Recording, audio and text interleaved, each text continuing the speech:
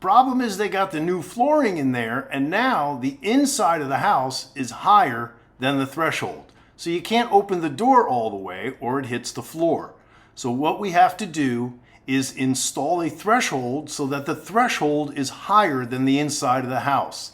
Then we'll cut the bottom of the door, install a door bottom on it, and that'll give us the clearance to open the door, and it'll give us a nice snug seal against our new threshold. Let's go. Now the purpose of a threshold is that the door is centered directly over here. Okay? So that means you want your door between these lines. Well, since the edge of the door goes right to the edge of the stop, when the threshold is cut in place, we want this line to be right there at the stop. Threshold is cut. That fits right in there. So we got our line right at the stop, just what we want. Beautiful. So now we got to put something underneath here. This is a very common problem when people get new flooring, whether it's tile or wood. The door starts rubbing, and the way the floor guys solve it is to cut the bottom of the door, so now there's a giant gap under the door. And that's why I always carry a few pieces of oak and 2x4 and 1x4. Here's a piece of oak that I shaped, and I glued and screwed a piece of 2x4 that I cut, because sometimes you have to build up these thresholds so that the threshold is higher than the inside of the house. And that's just what I've done here. So now with that in place, I can screw that in, and then we'll have a nice stable surface to install that threshold. See how nice that is? And they're gonna have a piece of solid oak here. We're gonna caulk this and paint it so it'll be weatherproof, and we'll have a nice stable surface to screw the threshold into. Here's how I find the right height for the door. My threshold's in place, but I'm not going to screw it in yet. I got the door bottom cut to length, and I got the rubber piece in. The drip edge goes on the outside. So I put this in place.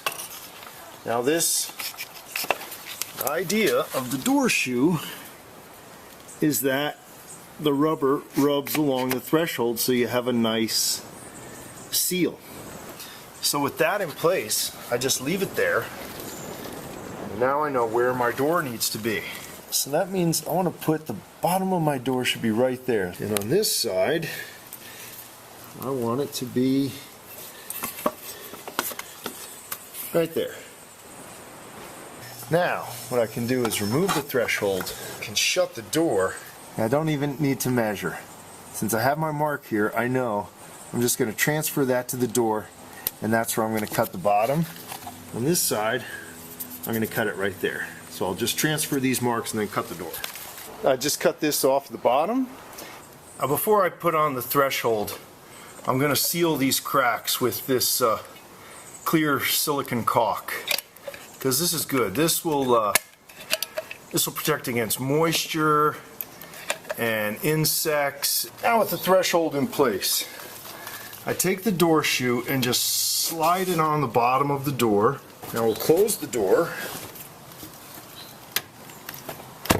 See, there's no more gap.